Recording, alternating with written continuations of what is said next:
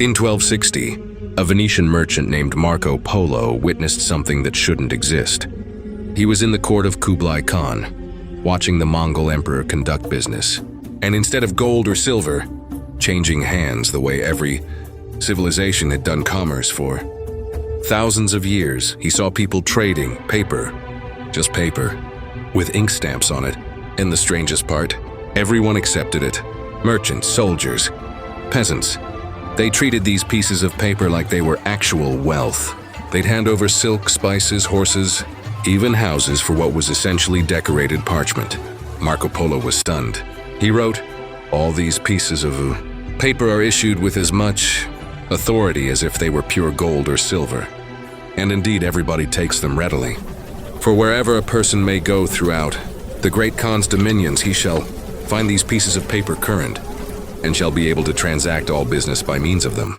The Mongols had invented fiat currency, paper money backed by nothing except government authority. They'd done it 500 years before Europe figured it out, 300 years before China's later dynasties tried it. They created the world's first true paper economy, and for a while, it was the most sophisticated financial system on Earth. It enabled trade across the largest empire in history. It made the Mongol Empire rich beyond imagination. Then it collapsed, spectacularly, taking the entire Mongol economy with it. This is the story of the greatest monetary experiment in history. How the Mongols accidentally invented modern money, why it worked, and why it failed so catastrophically that China banned paper money for the next 500 years. Because the Mongols learned something we're still learning. Today you can print money, but you can't print trust. Let's start with the problem the Mongols faced in the 1200s. They'd just conquered the largest empire in human history, from Korea to Poland, from Siberia to Vietnam, 24 million square kilometers, 1/6 of the Earth's land surface, and they needed to govern it. The problem? The Mongol Empire was too big for traditional money. Think about what money was in the 1200s: precious metals, gold, silver, copper, heavy physical commodities that had to be mined, minted, and transported. If you wanted to collect taxes in China, pay soldiers in Persia, and fund construction in Russia, all at the same time, you needed to physically move tons of metal across thousands of miles, slowly, on horses and camels. It was impossibly inefficient. China alone required millions of coins in circulation just for daily commerce. The Mongols would have needed to control every silver mine in Asia just to mint enough currency for their empire. And there was another problem. Different regions use different currencies. Chinese copper cash, Persian silver dirhams, Russian hryvnias, European denias. How do you create economic unity across an empire with a dozen different monetary systems? The Mongols' solution was radical. Forget metal entirely. Use paper, but they didn't invent the concept from scratch. China had experimented with paper money before. The Song dynasty had used it in limited ways, but it was always convertible. You could trade the paper for gold or silver at any time. It was essentially a receipt for metal you'd deposited. The Mongols did something different, something revolutionary. They created paper money that wasn't backed by anything. In 1260, Kublai Khan issued the Chao, the Mongol paper currency. It was made from mulberry bark paper, printed with wood blocks, stamped with imperial seals. And here's the crucial part. It wasn't convertible to gold or silver. You couldn't redeem it for metal. It had value because the government said it had value. Pure fiat currency.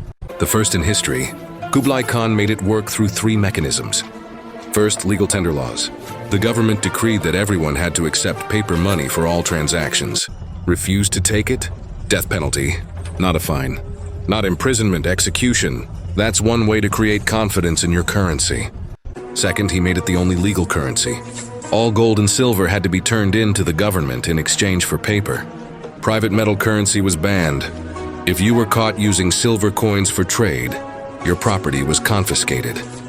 The government monopolized money itself. Third, and this is brilliant, he made it required for paying taxes. You had to pay your taxes in paper chow, which meant everyone needed it, which meant everyone had to earn it, which created demand for the currency, and for a while it worked beautifully. Between 1260 and 1290, The Mongol paper money system was the most advanced monetary system in the world. It enabled things that were impossible with metal currency. First, it made trade faster and easier. Instead of carrying 50 pounds of silver from Beijing to Samarkand, a merchant could carry a few sheets of paper. Lighter, safer, faster. The Silk Road exploded with activity. Merchants could travel farther and trade more because they weren't limited by the weight of their money.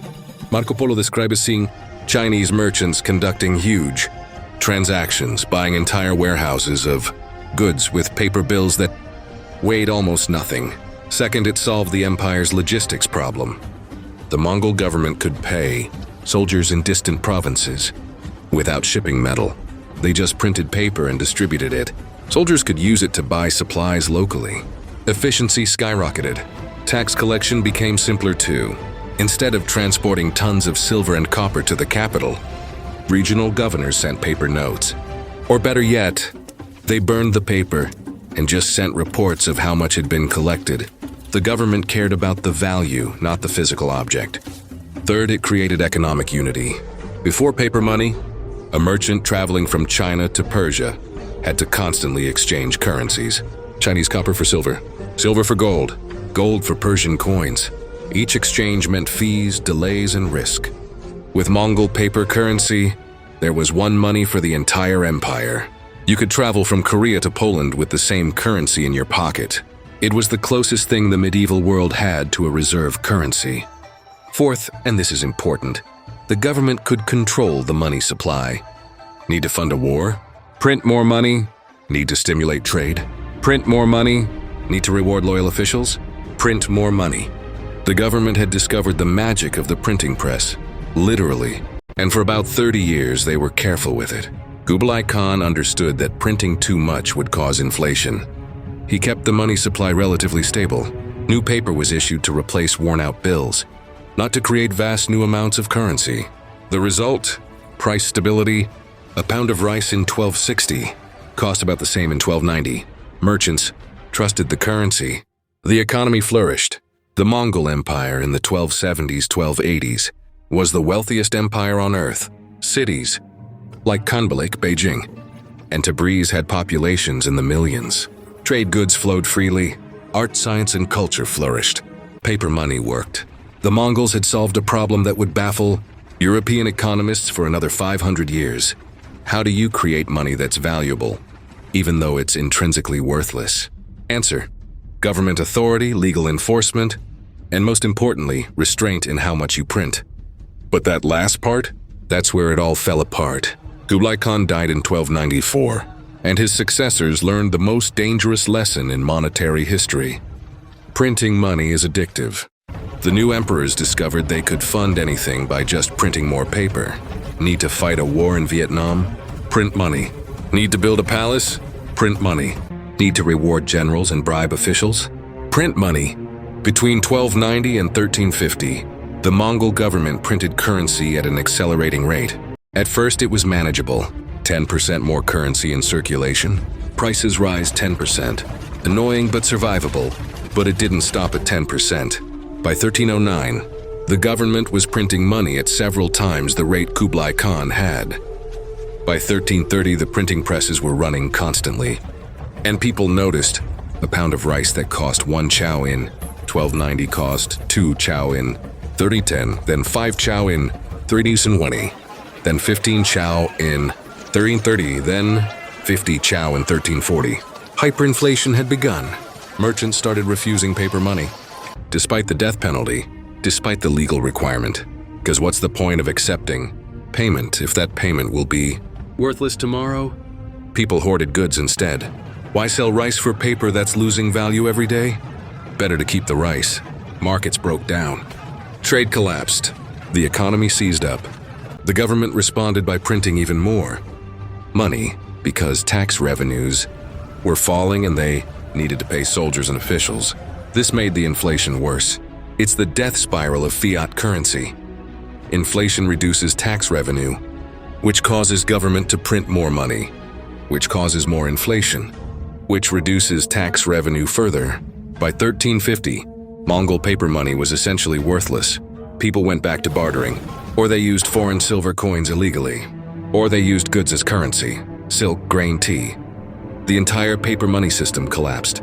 But it gets worse, because the collapse of the currency triggered the collapse of the government.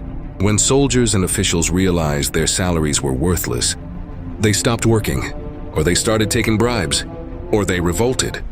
Tax collectors couldn't collect taxes because the currency was worthless. The government couldn't pay soldiers, so armies dissolved.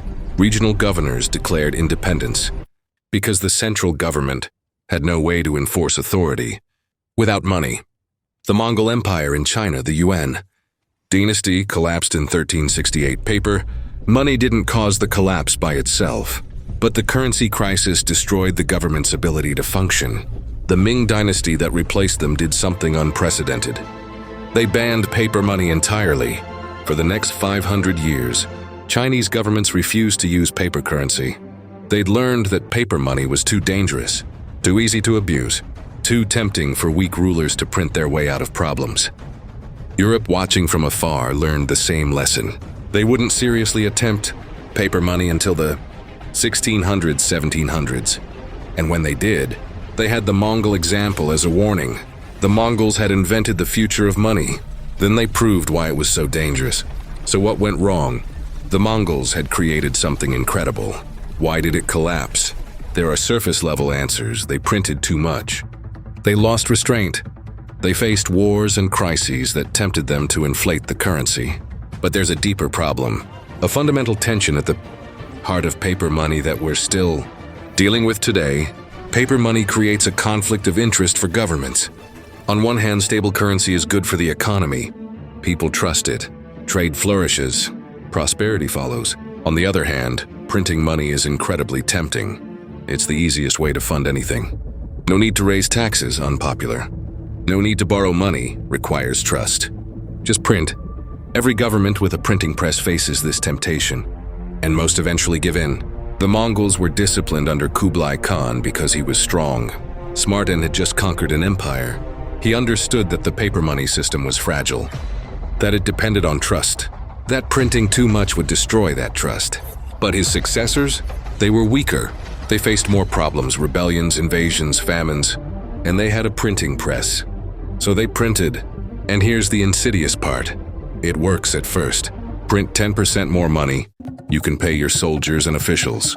The economy doesn't immediately collapse. Inflation is barely noticeable. So you print 10% more the next year, still okay. Then 15% more. Then 20%. Then 40%. By the time the inflation becomes obvious, you're trapped. You need to print to maintain government functions. But printing makes the problem worse. It's a trap every fiat currency eventually faces. The Mongols were the first to fall into it. They wouldn't be the last.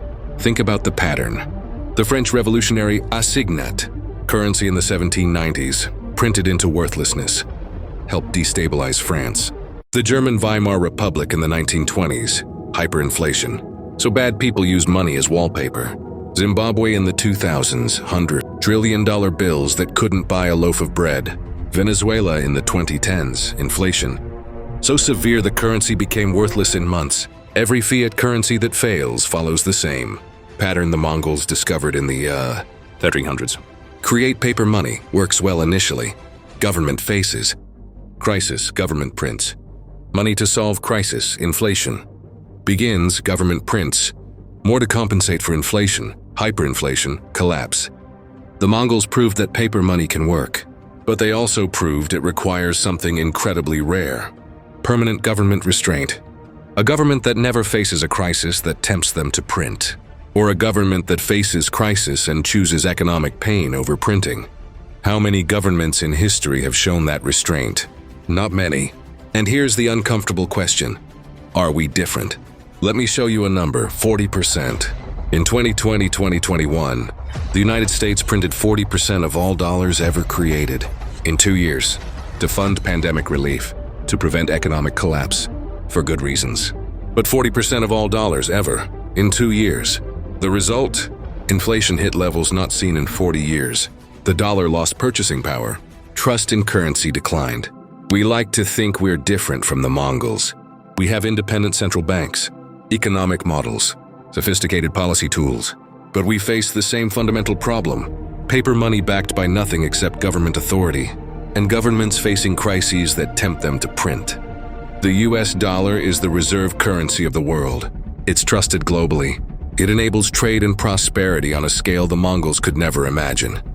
But it's still paper, still fiat, still depends on trust and restraint. The Mongols couldn't maintain the restraint, can we? Every crisis, 2008 financial crash, 2020 pandemic, future recessions, creates pressure to print, to inflate, to monetize debt, to solve problems with the printing press. And every time we do, we erode trust a little more. The difference between the Mongols and us isn't that we've solved the problem. It's that we haven't faced the final crisis yet. The one that forces a choice between economic collapse and printing until the currency fails. The Mongols faced that crisis and chose printing, and it destroyed them. Will we be different? Maybe.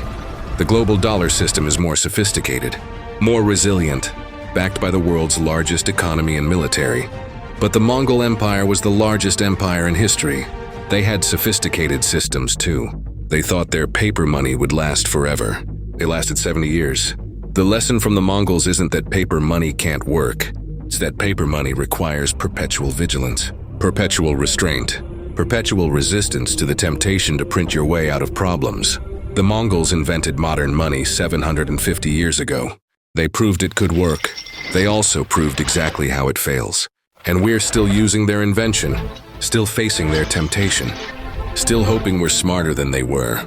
History will judge whether we are. The Mongols gave us paper money. They also gave us a warning. This power will destroy you if you abuse it. The question is, are we listening? Thanks for watching. Subscribe for more stories from economic history.